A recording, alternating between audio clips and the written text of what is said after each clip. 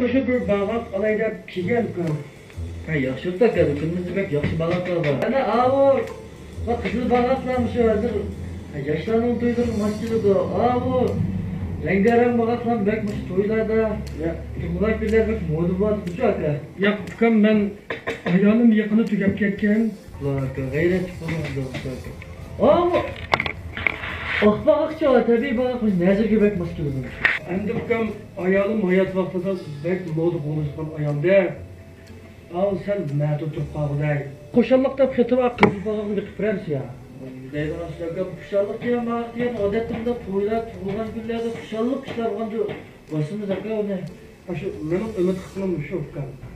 Ay kızı kadar kensiz dersiz. Beni qıpırama Furkan misal şunu. Qanday qıpırarsınız? Tabi anladım neşbu kıpardınız ya bu bağaklarında. O bağakның aka hem de dans bir yerim günü kıpasam bunu. Yer koydum qıpırmay qalam. İçiga aslan xatne azraq qilib, azraq qıpırma bana.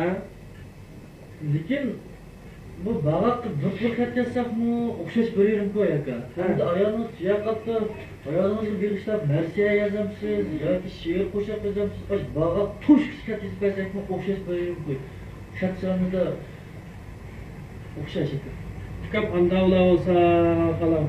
Çaqırğadan isminlarni yezib aslında baka qatgan qalam. Bərber. Xatni az yazsama pulsu o'xshash, jiq yazsam pulsu o'xshash bo'lgan ekan. Astonga 2005 ning sholisi setli to deb yezib qana. Nima?